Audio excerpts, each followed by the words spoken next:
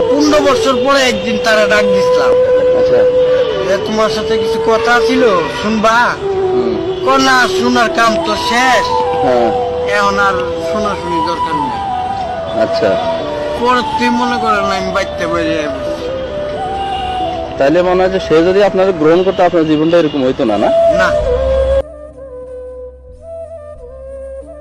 আমরা শুনেছি যে ছেলেরা নাকি মেয়েদের মন ভাঙে। হ্যাঁ, এটা সত্য যে অনেক ছেলেরাই মেয়েদের মন ভাঙে, মনে আঘাত করে।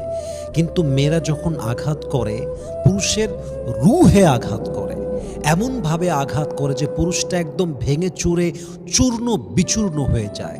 কয়জন মেয়েকে দেখেছেন যে রাস্তায় নেশা করে ওখানেই শেষ হয়ে গেছে? কয়জন মেয়েকে দেখেছেন কষ্টে হার্ট অ্যাটাক করে মারা গেছে? কয়জন মেয়েকে দেখেছেন পাবনায় ভালোবাসায় পাগল হয়ে মেন্টাল হসপিটালে অ্যাডমিশন নিয়েছে? কয়জন মেয়ে আছে? সবই পুরুষ। হার্ট অ্যাটাক করে কারা বেশি মারা যায়? পুরুষরা মারা যায়। পাবনায় কাদের সংখ্যা বেশি? পুরুষদের সংখ্যা বেশি। পাগল হয়ে নেশা করে কারা বেশি?